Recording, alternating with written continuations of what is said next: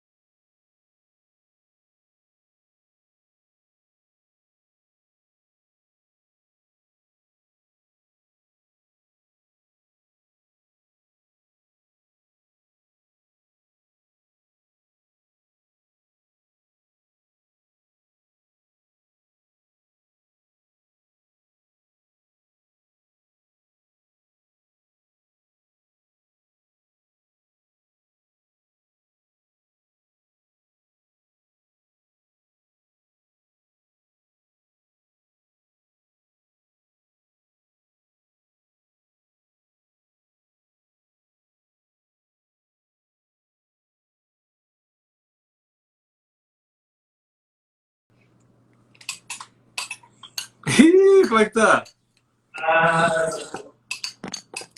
Cara, ó, antes de falar contigo, só falar aqui, ó. A Eliane falou, ó, por Deus, acabei de acordar super preocupada, tô tomando muita morfina, durmo demais. Cara, ó, Eliane, já aproveita que tem um médico aqui na live, tá? Eu não quero que você morra aqui nessa live. É porque ela, é porque ela falou que queria ter assistido nossa live ontem, mas ela falou que dormiu. Aí, enfim, né? Falei, lógico que você não ia perder agora, né? Estar junto com o Salmar Shitters, o cara mito. Aqui o som. Oi,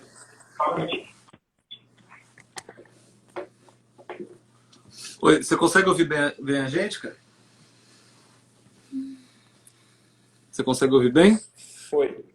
Agora sim. Ah, tá. O que acontece? Eu sugiro que você Tá ligue o ótimo teu aqui. 4G e o teu Wi-Fi, os dois juntos, porque se um cair, o outro pelo menos segura, entendeu? Tá. Tô aqui Tá? no Wi-Fi. Fica assim. Tá. Cara, como é que você tá, mano? E Tudo aí, bem? mano? Muito pouco que a gente se fala, né, mano? Pô, tempão meu. Gente, o Salmar, ele foi, a última casa que a gente foi antes de ir pra Bangladesh foi na casa dele.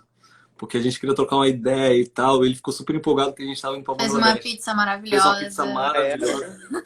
Ele fez ou pagou pra uma pizza? Ele Ah, ele fez, é fez. verdade, é Temos verdade. Ah, aqui pô. honrar as Bem habilidades do menino, treinado. gente. Ele esquentou a pizza Médico muito bem. pizzaiolo. Ele esquentou a pizza. Não, cortou os ingredientes, Aquela botou pizza lá na congelada, né? hora. Perdigão.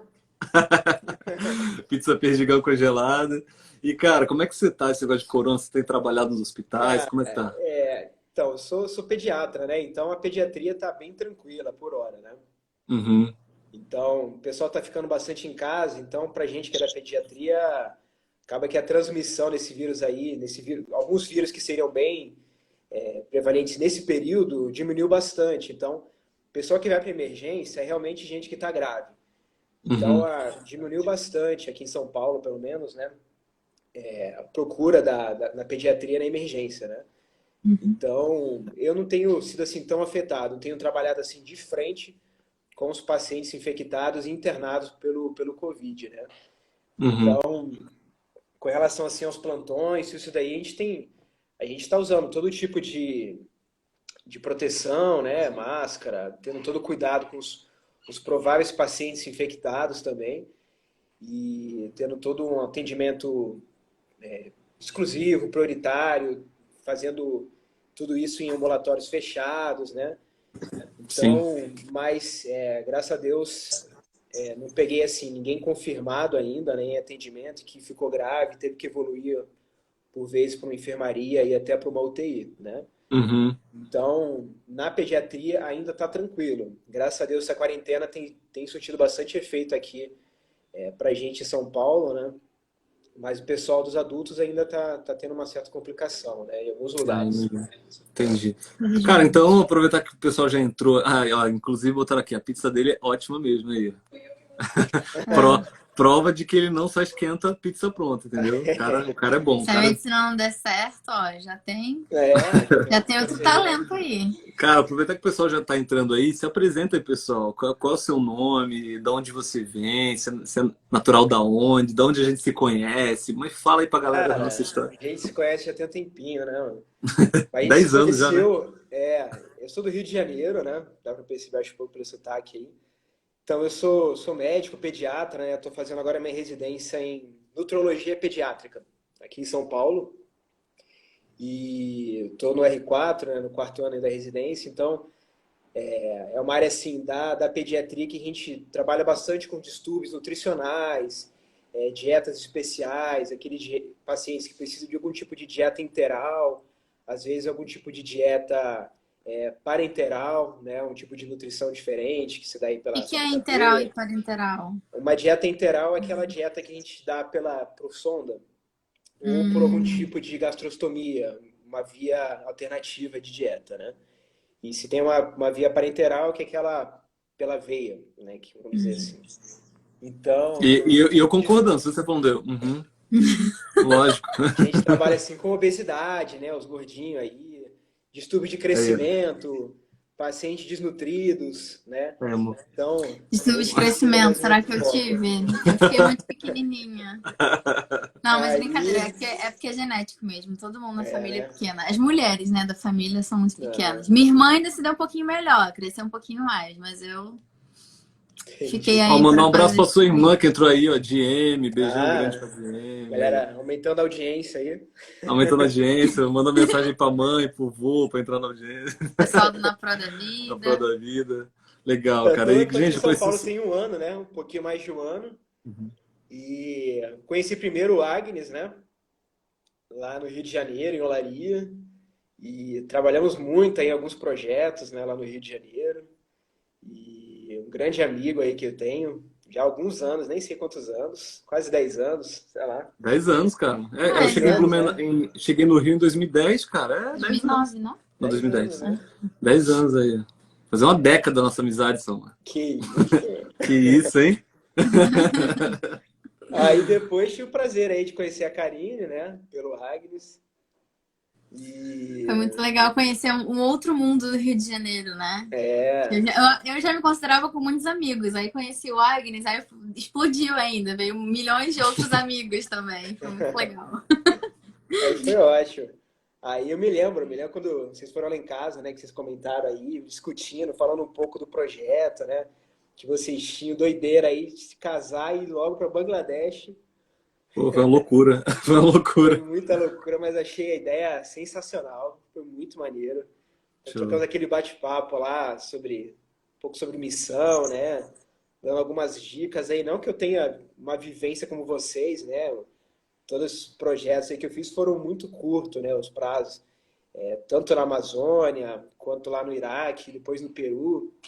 Então foram coisas assim curtas, né? Uhum. Mas, Mas você fez a vida toda também, né? Assim, foi de pouquinho em final de pouquinho aí, semana. né? Sim. Com certeza dá mais Mas, de um ano. talvez. Legal, cara. E vem cá, vamos então entrar no assunto que nós propomos para a galera, né? Missão Isso. e voluntariado. Você já deu agora uma palhinha que você foi para 3 lugares diferentes dentro da sua área de atuação, que é a área de saúde, né? Conta pra gente a sua primeira experiência. O que que te motiva a isso, assim? O que que te levou para esses lugares? Por que não ficar na Né? zona de conforto, talvez? Pô, você é um médico, você é um cara que pode estar ajudando pessoas. Por que ir para esses lugares? Conta um pouco pra gente. É uma oportunidade muito boa, inclusive, de você estar aqui falando, porque muitos dos nossos seguidores perguntavam assim: ah, eu sou enfermeiro, eu sou dentista. Muita gente assim da área da saúde que tinha interesse, só que assim, nós não somos da área da saúde, né? Então a gente não sabia como orientar melhor é, essa área em si. Então, baita oportunidade com você aqui. Sim. A Igreja Adventista, né, principalmente através da ADA, né, mas você tem vários projetos na própria instituição que te dão várias oportunidades de fazer vários trabalhos voluntariados aí pelo Brasil e pelo mundo, né? A ADRA, com certeza, é uma das maiores ONGs que existe no mundo. Mas você tem diversas igrejas que fazem, tanto igreja católica, batista, você tem ONGs, até do próprio Organização Mundial da Saúde, você tem a Unicef, Médicos Sem Fronteira, Save the Children, tem várias organizações que são gigantes, né? Então, você tem várias oportunidades de fazer tanto isso no Brasil, através dessas ONGs internacionais, como algumas ONGs nacionais. Minha primeira experiência acabou sendo na Amazônia, que eu fiquei 30 dias lá. Na Amazônia, foi no último período da faculdade, né?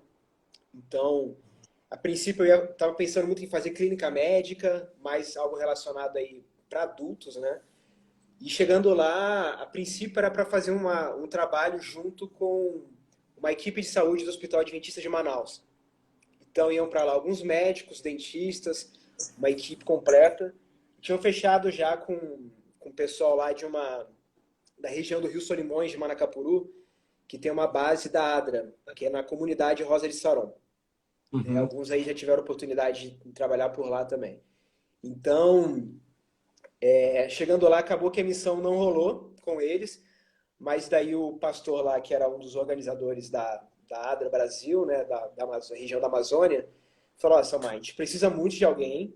Sei que você é estudante ainda, mas, cara, vai na fé, mano. Vai que é tua. Vai que é tua. Vai que é tua. Então, assim, quem sabe faz ao vivo. Quem sabe faz ao vivo. Um estudante sem poder prescrever nada, Isso, né? que ano foi? Que ano? Ai, foi 2015. Ok. Então, eu falei, beleza. Tinha uma outra enfermeira, Taine, pessoa sensacional, e que já tinha uma experiência lá, que já estava há 2 anos na região. E a gente foi com mais dois condutores lá do barco, né, que iam se revezando para a gente fazer então um atendimento nas comunidades ribeirinhas ao redor lá da comunidade Rosa de Saron. Então, até chegar lá de Manaus até lá foram 2 dias de viagem de barco. Uau. E na região cada dia a gente organizava junto com uma direção da escola ou algum agente comunitário ali da região, que a gente fechava uma escola e fazia todo o atendimento durante um dia naquela comunidade. Então, todo mundo que estivesse precisando de algum atendimento, qualquer emergência, qualquer coisa assim relacionada à saúde que a gente pudesse fazer um atendimento assim mais a nível ambulatorial, a gente organizava todo um prontuário deles, que pensando já no atendimento futuro, talvez, de acompanhamento para eles. E a gente atendia ali. Só uma pausa. Isso é muito legal que você está falando, porque tem muita gente que fala assim, poxa, eu queria muito trabalhar, mas eu só tenho pouco tempo. Mas isso aí é uma prova de que, às vezes, por mais que você tenha pouco tempo, você pode causar um impacto que seja duradouro. Né? É uma oportunidade muito legal, um exemplo muito legal que você está dando. E uma coisa assim, que eu sempre foquei nesses lugares que eu ia, é tentar construir alguma base de forma que quem viesse depois já tivesse uma continuidade ou até fazer algum tipo de vínculo com aquela população que eles mesmos conseguissem ter algum tipo de trabalho futuro. Que não fosse algo somente pontual. Eu vou lá, faço um trabalho de saúde. A gente sabe que saúde não funciona assim. A gente trabalha com emergência assim, mas se a gente está pensando em um trabalho a longo prazo, a gente precisa criar mecanismo que a gente consiga, da própria população, criar condições para que esse trabalho fosse estendido depois que eu saísse de lá, ou depois que algum outro profissional de saúde, tanto médico quanto enfermeiro, fosse lá fazer algum trabalho e tivesse algum tipo de continuidade. Então, uma coisa se torna autossustentável, né? Que fala. Exatamente. Então, uma característica assim de algumas populações ribeirinhas na Amazônia que eles tem a terra, você tem o rio, você tem a oportunidade de criar o seu próprio alimento, mas eles não faziam dessa forma. Então você tinha, por exemplo, graus de desnutrição por falta de alimento, numa região extremamente rica em alimentos. Então, como é que talvez um trabalho que a gente ensinasse essas pessoas a cultivar a própria alimentação fosse muito mais benéfico do que um profissional de saúde ir lá e tratar a doença dele. Apagar fogo, né? Exatamente. Alguns trabalhos de saneamento básico na região. Prevenção, né? E prevenção acabam sendo muito mais eficazes do que eu ir lá, toma um remédio para sua hipertensão aqui. Você vai usar durante a sua vida toda. Entendeu? Não é assim. Saúde a gente trabalha muito mais com prevenção nesses lugares, já que você não consegue ter um atendimento a longo prazo, um Fixo, longo atendimento prazo. que você vai fazer o acompanhamento com esses pacientes, você tem que pensar nesse tipo de estratégia nesses locais, né? Então, além desse atendimento, foi uma coisa assim, que a gente tentava trabalhar com a população, com alguns agentes comunitários que existiam, que eram treinados até pelo governo, né? Legal. Então, é uma região assim, epidêmica em malária, por exemplo. Né? A pessoa que conduzia o nosso barco lá, ela mesma, ela tinha quase 50 anos, ela teve já 28 vezes malária, para vocês terem noção. Meu Deus Nossa. do céu. Então, malária é É uma um, coisa é um que dos tipos. é o nosso resfriado. É uma coisa assim, muito comum nessa região. Então, eles começaram a treinar, a capacitar pessoas que através da identificação, que se faz o diagnóstico através do esfregaço sanguíneo, de uma lâmina. Então, através dessa lâmina, você consegue identificar o agente causador da doença, que é um plasmódio. Então, eles conseguiram treinar algumas pessoas para identificar exatamente esse tipo de plasmódio e já faz o diagnóstico. Eles já tinham um remédio lá, então eles já conseguiam tratar essas pessoas. Então, a Bacana. mortalidade caiu muito nessa região depois que eles, com pequenos detalhes assim de treinamento, de prevenção, você conseguiu diminuir muito a mortalidade na Legal. região. Isso é maravilhoso, porque isso é total empoderamento. Você está levando empoderamento para que eles mesmos Exatamente, consigam tomar as exatamente. rédeas da É, situação, você não né? tá só dando peixe, né? Você tá ensinando a pescar, assim, ó, é assim, assim, Isso, assado, para você ter um melhor estilo de vida. Inclusive, até a Rebeca comentou aqui abaixo que ela foi dar continuidade ao teu trabalho lá, né? isso, exatamente. Então, é uma coisa assim, quando você faz missão, você sempre tem que tentar pensar no depois, né? No próximo que talvez vá para lá e continue algum tipo de trabalho. Pode até ser que seja um trabalho completamente diferente do que você Uhum. fez antes, mas pelo menos você construiu alguma base ou começou talvez algum tipo de pensamento com aquela região, com aquela comunidade, de que ela poderia talvez ser mais acessível a um novo trabalho, né? Então, é um trabalho muitas vezes de formiguinha. Vocês devem ter visto isso lá um pouco em Bangladesh, né? Com certeza. Uma região assim Apesar de não completamente ser. diferente. E é um princípio assim que se aplica a diversas áreas, né? Apesar da gente não estar trabalhando com a saúde, mas é um princípio que se aplica a tudo. Educação, inclusive, que foi o nosso foco lá, né? Se você vai ensinar algo para as pessoas locais para que elas tenham continuidade, isso se aplica a tudo, né? Sim. E Exatamente. é mais pura verdade, mais pura verdade. É. Então eu fiquei lá um mês, né? Peguei umas férias lá no último período e ficamos um mês lá fazendo esse trabalho, né? Vimos várias situações assim bem graves, né? E que muitas vezes a gente não ficava de mãos atadas, né? Pelo que a gente tinha para tratar como uma emergência, né? Então a gente tinha, através desse próprio barco mesmo lá que a gente fazia o atendimento, tinha algumas questões emergenciais que a gente conseguia direcionar isso para a cidade, que era Manacapuru, que era a cidade mais próxima lá, né? Então, lá tinha um hospital, tinha uma emergência, que conseguiam fazer alguns outros tratamentos, né? Então, nosso trabalho talvez fosse identificar situações mais graves que as pessoas talvez não tinha a percepção da gravidade de alguns casos, conseguir encaminhar para algum quadro de emergência, ou até algum quadro cirúrgico, né? E E o que a gente conseguia, né, através de medicações, de aconselhamentos, de prevenção, a gente tentava estimular o máximo possível para aquelas comunidades, daquelas populações ribeirinhas, né? Então, situações assim, que você via trabalho escravo, ou trabalho análogo ao serviço de escravidão, que você acha que não existe mais no Brasil, e tem muito no Brasil, Muita né? gente ficou chocada com o que a gente mostrava em Bangladesh, mas a gente sempre disse: a gente está mostrando para vocês algo que acontece do outro lado do mundo, mas que não é diferente do nosso próprio país, né? Sim. Exatamente. Mas uma das coisas assim que mais me motivou, fora toda a criação, ser criado na igreja, ser criado escutando questões de saúde, né? Meu pai, quando pastor, minha mãe também enfermeira na área da saúde. Claro, ser estimulado a fazer esse tipo de trabalho sempre.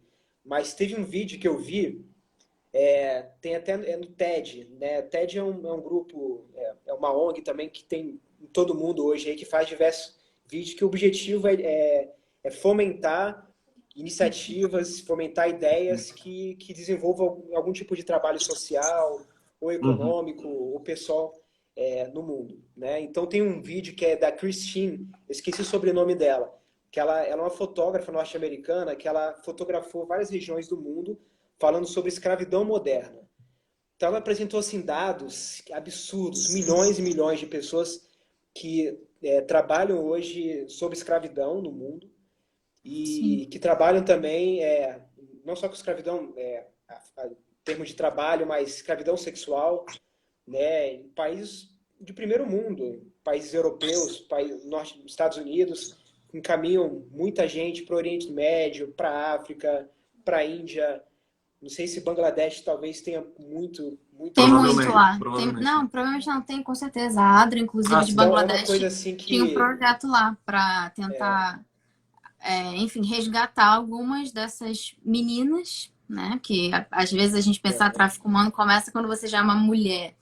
Mas na verdade não, acontece quando você é muito novinha, inclusive meninos. Não só mulheres, mas meninos também. Então é uma realidade muito dura. verdade.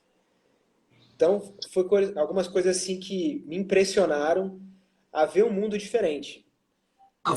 Então, foi ali o teu passo inicial nessa área, assim. Você percebeu, caraca, tipo. talvez o que eu acho que me incentivou mais na curiosidade, em Uhum, querer viver situações diferentes, em querer me desafiar, talvez, a não só me tornar alguém melhor, mas para ver pela curiosidade de ver situações diferentes e como é que eu posso ajudar e crescer nessas situações, uhum, né? Então, depois da Amazônia, então, acabei fazendo minha residência, né, em pediatria lá no Rio de Janeiro e entre o R1 e o R2 também, né, nas férias, acabei decidindo realizar um projeto lá, ajudar no projeto que estava sendo feito no Iraque, num grupo que uhum. se chama o Adventist Help, né? O Você Adventist escreveu Help pela internet mesmo ou tinha algum pela contato? internet. Tem um Ah, site, se até alguém quiser ir checar, né, que é o Vou digitar aqui. adventisthelp.org, que é um site é uma organização que começou na Grécia, a princípio com refugiados que estavam chegando da África de barco. Então, perto ali da fronteira com o oceano ali, que tinha muita gente chegando, uns 4, 5 anos atrás quase, teve um pico muito grande. Então, muita gente chegava em condições bem ruins. Então, eles conseguiram montar ali naquele litoral uma unidade que atendesse essas pessoas. uhum, Esses países europeus, eles têm, pela Organização Mundial da Saúde, eles têm um compromisso com o mundo. Então, o que significa isso? Alemanha, Estados Unidos, Itália, alguns países assim, Dinamarca mais ricos, eles têm um direito moral perante o mundo de ajudar esses refugiados. Então, eles têm que ceder regiões como centros de refugiados, uhum, eles auxiliam financeiramente milhões e milhões de euros aí por ano essas organizações. Então é a forma também que eles têm de ajudar essa população. Né? Eles veem como um compromisso pelo que eles fizeram às vezes na Ásia, na África, como colonizadores, né? De ajudar da mesma forma agora, mas de forma reversa agora na Europa. uhum. Então existem vários campos de refugiados na Europa e no Oriente Médio, na Índia, em várias regiões do mundo que faz esse tipo de trabalho. Então, essa ONG, ela fazia um trabalho específico de saúde com essas pessoas que chegavam da África. Eles ficaram mais ou menos um ano naquela região e depois começaram com algumas conversas com a ADRA Iraque, que já estava um tempinho lá fazendo um trabalho evangelístico naquela região e surgiu a oportunidade em um dos campos de refugiado, a Organização Mundial da Saúde submeteu um edital para que fosse criada uma unidade de saúde, tipo uma UPA que a gente tem no Brasil, de emergência em um campo de refugiado, né? Então, a região seria a região de Erbil. A região de Erbil é uma região do norte do Iraque, eles chamam de Kurdistão, Hum, você tem uma região de curdos ali no Oriente Médio, né? Então, vamos dizer, como os judeus eram, alguns anos atrás, um povo que acabou não tendo uma região fixa, um país fixo, Sim. que a ONU foi lá e definiu um território para eles, os curdos são mais ou menos esses judeus, que não têm esse território. Então você não tem o país, o Kurdistão, propriamente dito. Então esse Kurdistão é mais uma região política que tem um presidente deles, eles têm uma bandeira, eles têm um regimento, inclusive uma língua diferente do árabe, que é falado em algumas regiões do Iraque, e que, assim como tem no Iraque, você tem na Turquia, você tem no Irã, você tem no Paquistão, muitos curdos. Uhum. Então, essa região de curdos, eles construíram vários campos de refugiados de pessoas que estavam vindo de diversas regiões do Iraque pela guerra civil que estava acontecendo com o Estado Islâmico, né? Só Então, para esclarecer, pessoal, esses campos de refugiados, os curdos construíram para outros refugiados ou foram construídos para os próprios curdos? não, quem estava, as pessoas que estavam indo para os campos de refugiados eram os árabes, os iraquianos, né? Então, o Estado Islâmico chegou a pegar parte da região curda, então tinha um número muito pequeno, né, de curdos também no campo de refugiado, mas a grande maioria eram de árabes do Iraque. Então, era uma região que ficava a 15 quilômetros de um dos principais redutos do Estado Islâmico. Então, o campo de refugiados é uma região fechada, com segurança, que dentro do campo de refugiados você tem diversas ONGs que trabalham num campo como esse.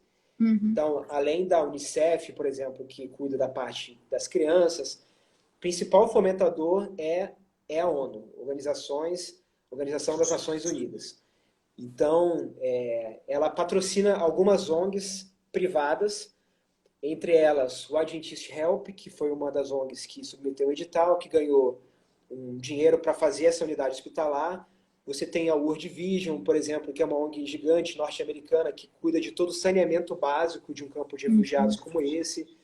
Você tem o Save the Children, que é uma organização que cuida também de crianças, que é uma das maiores do mundo, comparada assim com...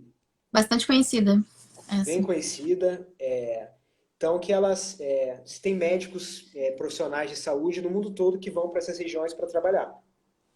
Na maioria das vezes são voluntários, em algumas organizações são pagas, pessoas também pagas para trabalharem num campo como esse.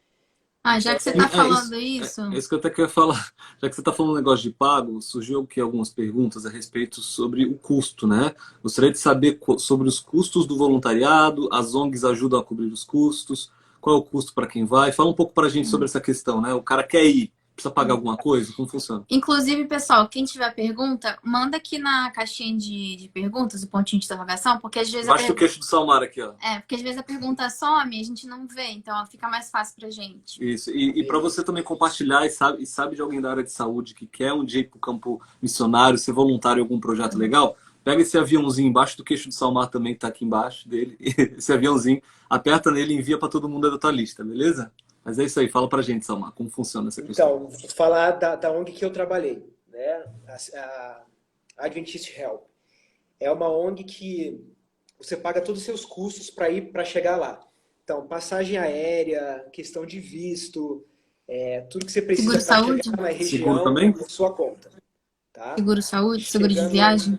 Isso, exatamente. Então, chegando lá, o seguro de saúde na região, eles até faziam pra gente. Uma questão assim bem barata, lá eles bancavam pra gente isso. Mas lá na região, eles pegaram uma casa que ficava num condomínio, uma região segura em Erbil, que é uma cidade, a cidade sede lá, a base que a gente fazia. O campo de refugiados ficava a 1 hora de lá. Então essa casa, eles davam a hospedagem e davam alimentação pra gente, e todo o transporte pro campo. Então, se você quiser, eu quero sair, quero ir no shopping, quero comer num restaurante, tudo isso daí é por sua conta. Tá? Ok. Mas se na casa eles davam seu café, seu almoço, sua janta, seu lanche, todos esses custos que você precisaria para ser amparado na região, para necessidade mínima ali para o trabalho, eles bancavam para você. Tá? Então, se a gente for pegar, por exemplo, um Médicos Sem Fronteira, que é hoje é a maior organização assim, médica do mundo, né? Eles movimentam milhões e milhões de dólares todo mês.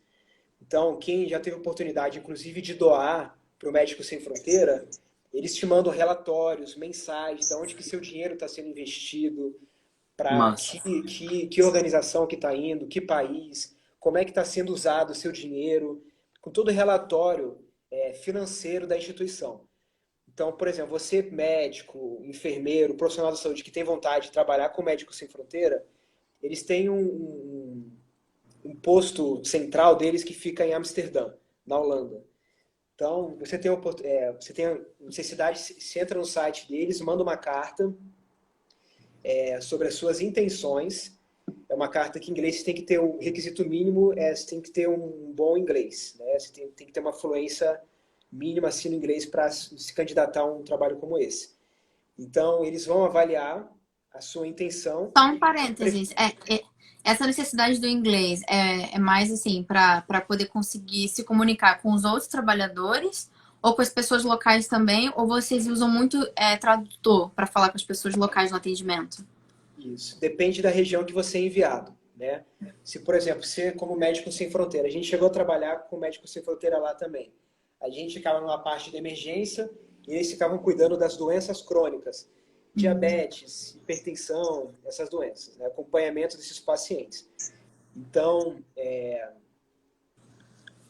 você se candidata, você manda uma carta para eles em inglês, eles já avaliam também seu inglês a partir dessa carta. Ah, legal. Algumas vezes eles já fazem a entrevista, inclusive pela internet com você, para ver seu nível de inglês. Né? De preferência, eles pedem que você tenha no mínimo 2 anos de experiência em algum país tropical. Né? Ou seja, um brasileiro já está acostumado, de boa. Já entra. Mas alguns países, por exemplo, norte-americanos, o norte europeu não tem essa vivência de países tropicais. Então, eles pedem que você pelo menos tenha um mínimo de experiência nessas regiões. Né? Então, muitas vezes você é chamado para uma entrevista em Amsterdã e lá, você passa por um processo seletivo com outros profissionais também, com entrevista, para ver a sua habilidade prática, a sua experiência e ver se você também é uma pessoa capaz de ir para um lugar como esse. Né? Você tem toda a avaliação psicológica para ver se você tem condições de trabalhar num ambiente de guerra, você já está acostumado a lidar talvez com condições subhumanas. Sim. Você vai ver gente morrendo de fome, você vai ver gente morrendo com bombas, com guerras. Não é todo mundo que está preparado para esse tipo de lugar. Então, às vezes você tem muita vontade, mas você não tem condição. Então você tem que realmente ter noção se você está realmente preparado para lidar com situações como essa. A pessoa entra em choque, né? Exatamente. Ela vai precisar de ajuda. Você precisa ter esse inglês mínimo aí, porque você vai discutir condutas, tudo em inglês, com outros médicos, com outros profissionais de saúde. O que seria um exemplo, assim, de discutir conduta? A gente tem, por exemplo, os pacientes internados lá no Iraque. A gente tinha 10 leitos na emergência, todos com monitores. Então, a gente tem o que a gente chama de round, que é através de uma equipe multidisciplinar, através de médicos, enfermeiros. Lá a gente não tinha mais fisioterapeutas, entraria um farmacêutico, dentistas, enfim.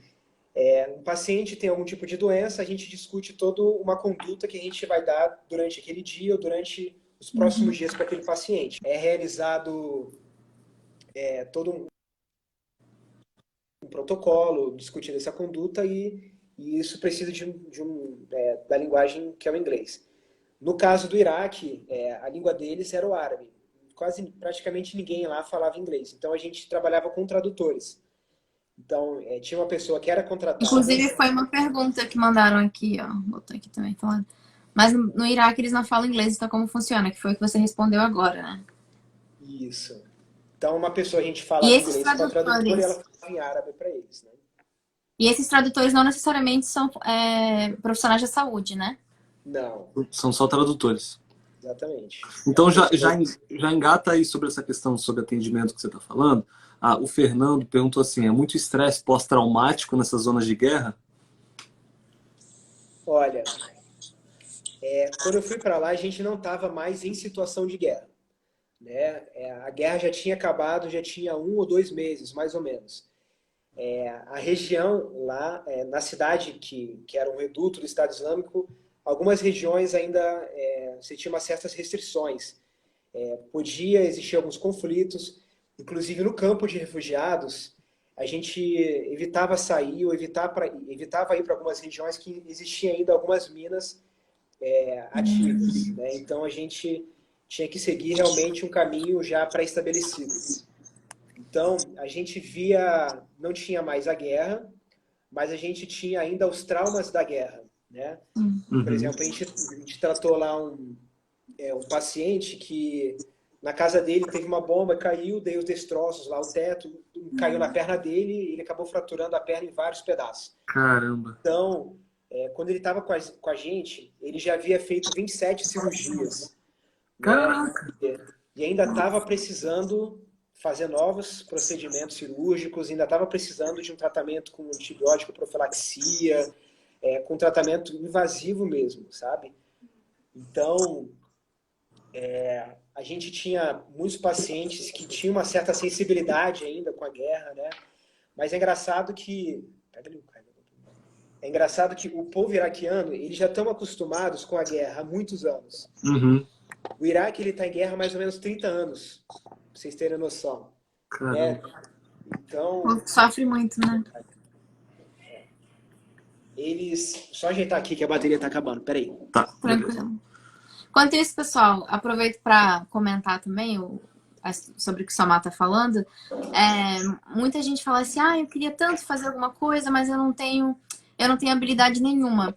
Mas aí fica um exemplo, só de você falar um outro idioma, a gente está falando aqui do inglês, mas se você fala francês, espanhol, algum desses idiomas que são muito utilizados no mundo inteiro, você pode trabalhar em diversos tipos de projeto, da educação, da saúde, como tradutor, intérprete. Então, assim, não desanime, não acredite que você não tem nada a oferecer, porque todos nós podemos, de alguma forma, doar um pouco de nós, do pouco que a gente sabe ou do muito que a gente sabe para ajudar outras pessoas. Com certeza.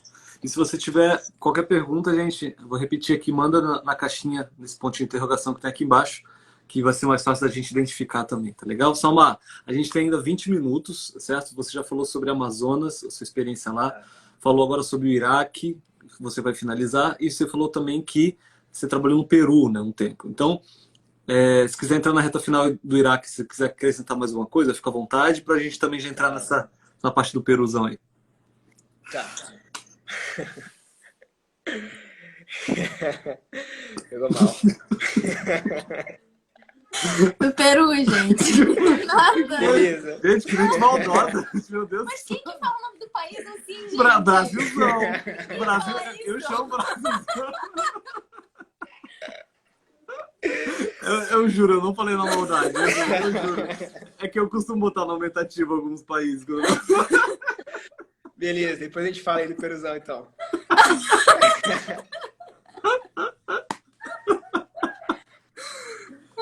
Mas o Peru, assim, foi bem breve, né? O trabalho lá, mas eu acho que vale mais a pena a gente realmente focar no Iraque.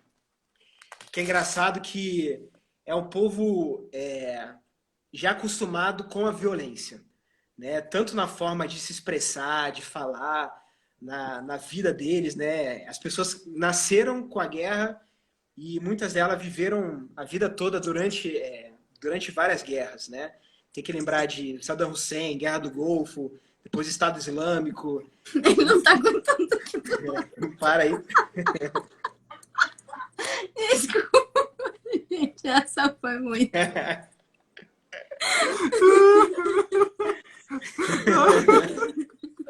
Gente, quando é live com amigo, a gente não consegue levar a sério, né? Tipo assim, eu sabia que ia rolar alguma coisa assim, algum tipo de pérola. Esse é o benefício de ser uma live, né, gente? Todo mundo participa, os comentários aqui também, o pessoal não para de rir. Vou até desativar os comentários pra eu não precisar rir aqui, peraí, pra eu me concentrar, vai lá. Então, voltando um pouco, falar do povo iraquiano, né, que tem uma característica muito forte, né, com relação à guerra, né, Eles aprenderam a lidar com todas essas situações. Então, é um povo que tem um limiar de dor muito grande. Uhum. Então, ou seja, a dor que a gente sente, quem tiver para emergência, dificilmente eles iriam. Então, quando eles chegam na emergência, eles já estão muitas vezes muito grave, ou estão com realmente muita dor. Eles sabem realmente o que é dor, né? Eles aprenderam a lidar com essas situações.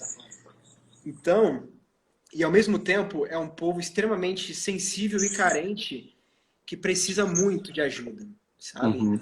Eu me lembro, a forma de agradecimento deles, o meu primeiro atendimento foi um garotinho de 8 anos. Acho que ele estava chiando, né? Era um asmático. Aí ele Tadinho. ficou bom, ficou super alegre depois. Aí ele foi para casa, voltou e me deu um presente. Era uma faca. Uma faquinha daquelas, tipo canivete, né? Canivete. Ele falou, ó, para você se proteger aqui, né? Oh, meu Deus, que dor no Garotinho coração, de 8 porque anos, né? Caramba. E, tipo, ele deu aquilo com uma felicidade, com um prazer enorme, sabe? Sim. E o outro lá, tipo, presente, eles não tinham dinheiro, mas era a forma de expressão deles, Sim. né? Era a cultura deles. Então, você se encara assim, para você se proteger aqui, você poderia, não, fico com medo, mas é a forma que eles têm de lidar com a vida, com a situação. Uhum. Então, muitos deles nasceram no campo de refugiados e vivem até hoje no campo de refugiados. Eles não sabem o que é uma vida além daquelas grades, Sim. né? Então, são projetos assim como esse que mantém essas pessoas. O governo muitas vezes não ampara a maioria deles.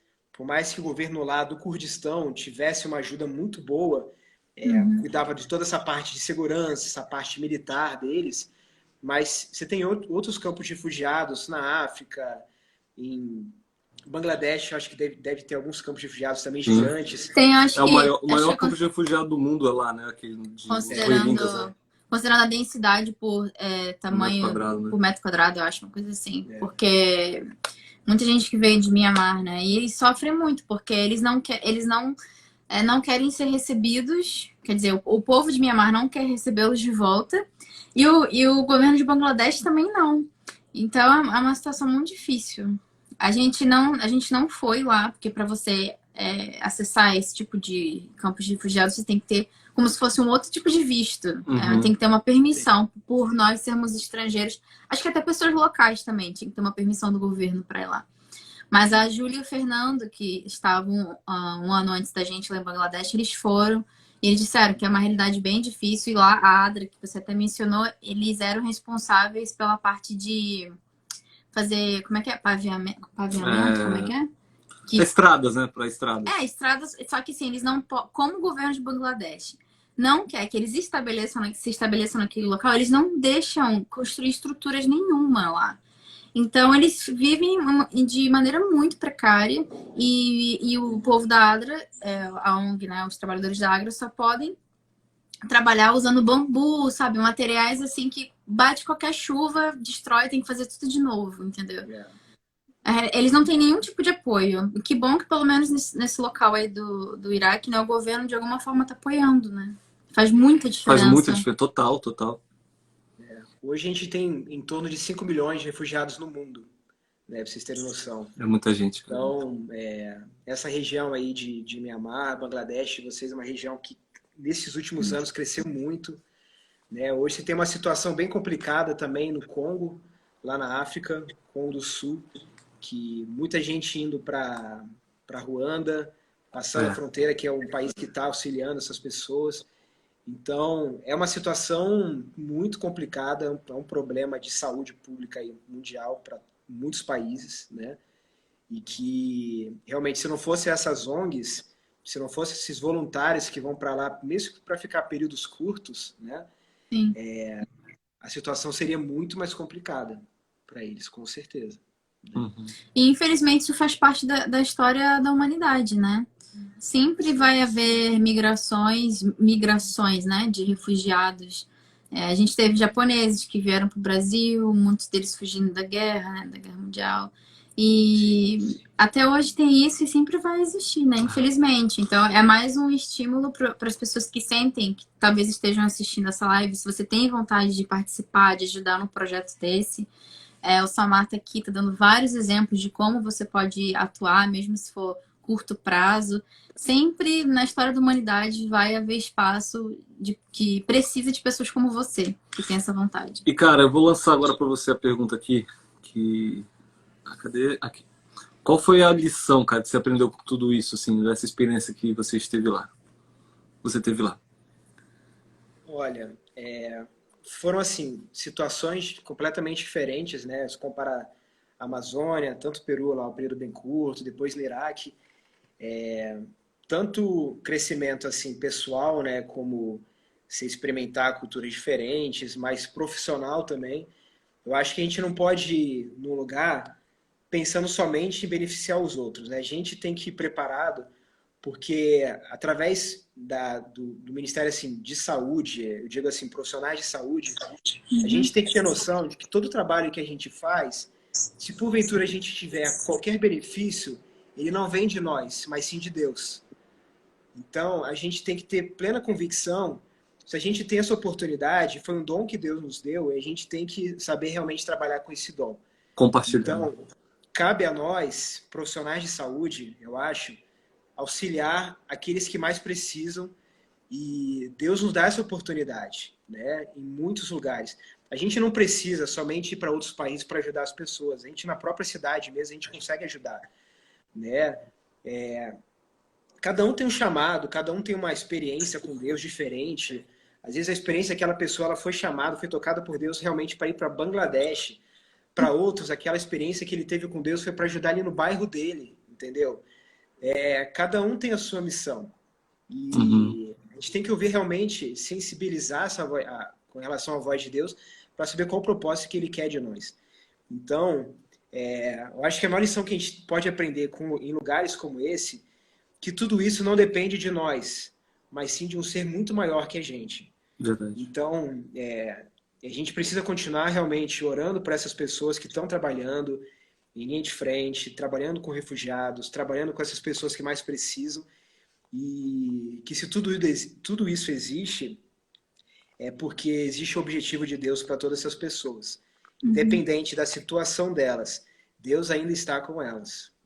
Com certeza.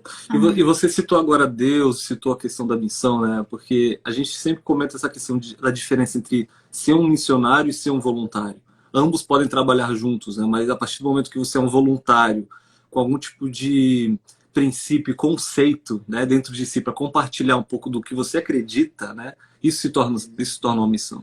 Você acredita em Cristo, você acredita em Deus, você tem os seus princípios que você quer compartilhar através das suas ações. E é isso que você muito bem fez aí nesses países, né? E como, de alguma forma, como agora um lado missionário, né?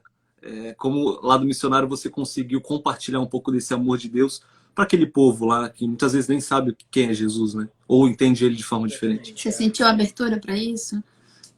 Sim, porque é engraçado, né? A gente teve várias experiências lá, mas no Oriente Médio, a gente que vive um mundo assim, completamente ocidental, né? A gente não tem a noção de quantas pessoas nunca ouviram falar o nome de Jesus.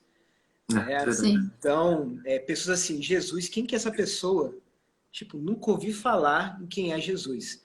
Né? E ao mesmo tempo, no Oriente Médio, você fica aquela confusão, por que, por exemplo, Jesus também foi super importante, assim como Mohammed lá, do Alcorão, né? Foram ambas pessoas assim. Maomé foi uma pessoa também incrível. Por que vocês não falam de Maomé? A gente precisa falar de Jesus, sabe? E ao mesmo tempo a gente se vê assim, às vezes numa roda com alguns médicos do Iraque, um farmacêutico, tudo, a gente conversando sobre os milagres de Jesus, sabe? Assim, a gente não, o nosso objetivo não era evangelizar aquelas pessoas, mas ver realmente, mostrar para eles uma pessoa diferente, uma pessoa que está induzindo a gente, uma pessoa que motiva o nosso coração a fazer aquele tipo de trabalho. Então, quem que é essa pessoa que faz vocês virem do Brasil aqui para o Iraque para fazer um trabalho de saúde, sendo que vocês tanto precisam lá também no Brasil? quem que é esse ser tão diferente que motiva isso em vocês? Então, isso aguçava um pouco da curiosidade deles. Era uma oportunidade que a gente tinha de conversas triviais. A gente comendo, a gente conversava sobre Jesus, né? Então, foi uma oportunidade que eles tiveram de conhecer um pouco mais da experiência que a gente tem com Jesus, com o nosso Deus, da forma como a gente acredita, né? E aprender também um pouco sobre a religião deles, que é incrível. Sim, demais, demais. É uma oportunidade muito boa para nós também. Inclusive, Samar, sabe que a nossa mãe é a nossa maior fã, né? E a sua mãe tá aqui aquecida nos comentários, inclusive nas perguntas. Ela quer que você conte a história com o médico muçulmano. Então, até eu fiquei curioso depois que ela mandou a pergunta. Então, conta aí pra gente, como é que foi essa história? Médico muçulmano? Tentando lembrar agora, qual deles? Manda aí, mãe. manda aí qual é a história. Não sei, não tô lembrando agora. Não, qualquer coisa a Patrícia manda só um trechinho para ele lembrar. Mas enquanto isso, a gente até tem uma outra perguntinha aqui, ó. Como vocês acham que o mundo pós-corona vai lidar com o trabalho missionário, né? Você que teve essa experiência no Iraque, em um campo de refugiados, onde eles já vivem em quarentena, né? A gente tem que lembrar, cara, que essa quarentena, nossa, tem gente que vive a vida toda em quarentena, né? Imagina, o cara viver com medo de sair na rua porque vai ter uma bomba e, cara, é complicado, né? E Iraque é um exemplo muito claro disso. Como você vê aquele povo vivendo daquela forma e como você acha que o mundo vai lidar com essa questão da missão pós-quarentena? Olha, é engraçado que no Oriente, né, as pessoas elas têm um senso de comunidade muito maior que a gente, do Ocidente. Né? Tanto nos países mais orientais, lá, tipo Japão, China, né?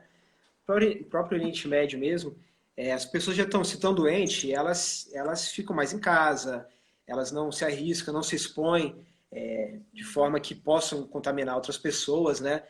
Então, eu acho que o mundo ele vai ser completamente diferente pós-pandemia, né? Há muitos e muitos anos a gente não tinha uma epidemia como essa, que a gente está tendo oportunidade e está vendo a necessidade que a gente tem realmente do outro, do próximo, né? Sim. Não só de ajudar os outros, mas dá valor a coisas básicas. A gente é dependente do outro.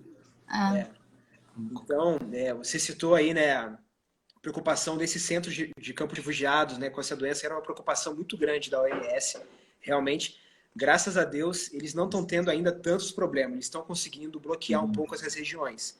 Né? Eles fizeram um trabalho muito especial. A região mais afetada no Oriente Médio foi o Irã.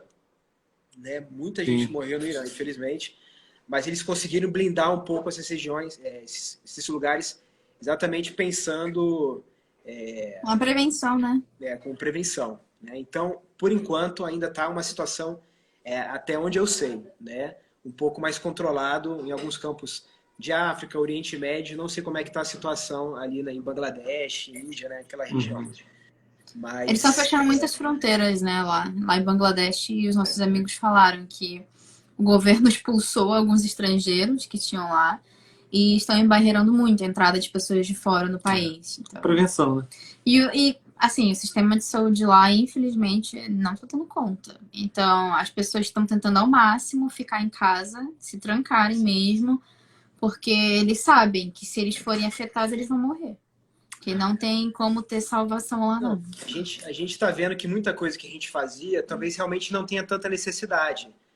Reuniões, deslocamentos, tudo isso, o mundo informatizado vai tomar conta, eu acho, da gente. Já tem tomado, né? E vai ser uma oportunidade também da gente espalhar o evangelho através desses meios, desses veículos, né? Com certeza. Irmão, a gente falta aí 5 minutinhos para a live acabar. Quero que você fale agora um pouco as palavras finais, como foi sua experiência aqui na América do Sul. Não vou mais falar o nome desse país, senão vou rir. Como foi sua experiência aqui na América do Sul, rapidinho, e já meter as palavras finais aí para a galera que quer ir para o campo missionário, quer ser voluntário na área de saúde, e deixa aí sua motivação para o povo. Tá. Então, eu desde criança, né, lá em casa, a gente sempre foi de viajar muito, né? Então, a gente sempre procurou, todo tipo de viagem que a gente for fazer, tentar dar algum objetivo nessa viagem também. Então, eu sempre procuro, assim, algumas viagens que eu faço, tentar fazer algum tipo de trabalho, por menor que seja o período, que dê algum tipo de objetivo também nessa viagem, né? Ok. Então, tanto na Amazônia, no Oriente Médio, aí uma outra viagem que eu fiz lá no Peru, na Bolívia. Então, eu acabei ficando lá, me hospedando, né, em Cusco, no lugar que pegavam meninas órfãos, né? Então, durante essa semana, tive a oportunidade de ficar conversando diariamente com elas, tanto da experiência delas, como questões de saúde, algumas questões de sexualidade, que eles poderiam também estar se cuidando, que eram meninas muito jovens, órfãos, e muitas delas estavam grávidas, ou já tinham filhos, né? Então, foi a oportunidade de trabalhar um pouco mais esse aspecto de prevenção, de sexualidade, e pegando um pouco mais dessa parte, né, de profilaxia na saúde, né? Não foi diferente, não foi de tratamento, né? Uhum. Emergência, nada do tipo, mas foi mais realmente de orientação, né? Então, é uma dica assim que a gente sempre dá, às vezes que eu dou, né?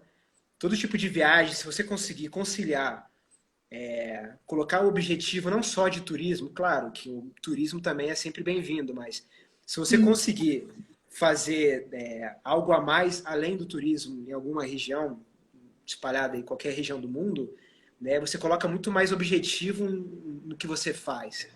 Sempre Não tem só no seu espaço, né, trabalho. também. Então, se for deixar assim algumas palavras finais, né, já que tem que terminar aí, independente se você é engenheiro, se você é médico, se você é publicitário, tenta usar ao máximo a sua profissão realmente em prol da volta de Cristo, né? Então, isso falando para pessoas que acreditam realmente nisso, né? Mas deixar algum objetivo, independente se é Deus na sua palavra, mas que as pessoas vejam no seu trabalho alguém diferente e que pode motivá-las a buscar algo a mais, em serem pessoas diferentes, independente da sua área de atuação. Show de bola. Cara, que maneiro, que maneiro. Foi muito, muito massa o papo contigo. Infelizmente, a gente vai ter que matar aqui a live de 1 hora, porque a gente tem um outro convidado agora, o Marcos. Claro. Inclusive, o Marquinhos, ele, ele ama aí essa questão da missão também, Marquinhos. Ele cresceu no mundo, Cresceu no mundo nasceu, né? missionário, já fala aí 4 línguas fluentemente, russo, inclusive. Hindu, né? Não, Hindi. Hindi, que é um dos idiomas que se fala na Índia. Inclusive, eu vou deixar até a bola quicando aqui para vocês continuarem na nossa live, que sabe qual é? Ele vai imitar o pessoal da Índia falando inglês. Então, você tem que colar aqui com a gente. Cara, muito legal. mas de qualquer forma, Salma, cara, muito, muito obrigado. Muito maneiro A conversar gente pode- contigo. Você sabe que esse é nosso brother mesmo. A gente ama Claro. muito você. A gente quer o seu bem. E rapidão, você pretende voltar pro campo aí futuramente? Cara, pretendo. Inclusive, a residência que eu tô fazendo em nutrologia pediátrica é pensando muito nisso, né? Então, vamos ver. A gente não sabe os planos de Deus, né? Sim. Mas, Sim. com certeza, quem vai uma vez dificilmente consegue ficar parado, né? Com certeza. Fica o bichinho coçando aqui, mano. Não, isso é verdade. E o cara. pessoal tá gostando muito. O pessoal tá comentando que gostou muito dessa live. A gente podia marcar uma outra, né? A gente pode anunciar com mais antecedência e colocar uma caixinha de perguntas para as pessoas já mandarem as perguntas, né, antes. Porque realmente é uma área, é um campo que a gente recebeu muita pergunta sobre isso no ano passado. Então, assim, eu queria muito ajudar, mas eu sou da área da saúde. A gente ficava, ai meu Deus, a gente não... a gente, assim, não tem muita noção, né, dessa área, porque a gente não tem experiência nisso. Então, vamos marcar de novo. Foi muito gostoso, foi muito Inclusive, a legal. gente quer gravar, botar no IGTV, e vou tirar aquela parte que não ficou legal, mas postar no YouTube aí também pra galera. Porque o que você falou aqui, cara, fez muito sentido. Eu acho que inspirou muita gente também. Tá Legal. bom? Cara, foi um prazer. Sucesso, saudade de vocês aí. Também, Saudades cara. Nossa também. casa é a sua casa. Quando nós tivermos casa, isso vai funcionar. Atualmente a gente tá A gente faz emprestado, né? uma pizza pra A você. gente faz uma pizza. E, cara, a Karine tá cozinhando pra caraca, cara. Nossa, tô vendo aí, tô acompanhando. Você viu lá, cara, as fotos? É porque agora virou trabalho, pô. entendeu? Antes eu trabalhava no escritório, tentava, ó, focava, fazia direitinho, certinho. Agora eu tô trabalhando na cozinha, ó, vamos lá, profissionalismo, profissionalismo. Profissionalismo. Fazer o melhor, né? Independente de vocês terem. Opa. Tá bom, Tá então. ótimo, cara. Irmão, Grande Um beijo abraço também pra todo mundo vocês. que participou com a gente, foi muito legal. muito bom. Fica com Tamo Deus. junto. Um abraço, tchau, tchau. Abraço. Beijo. Tchau, tchau. Galera, a gente vai sair, vai dar um intervalinho de 1 minuto, tá bom? Pra tomar uma água aqui e já vai entrar de novo com o Marcos, beleza? Valeu, beijo, tchau.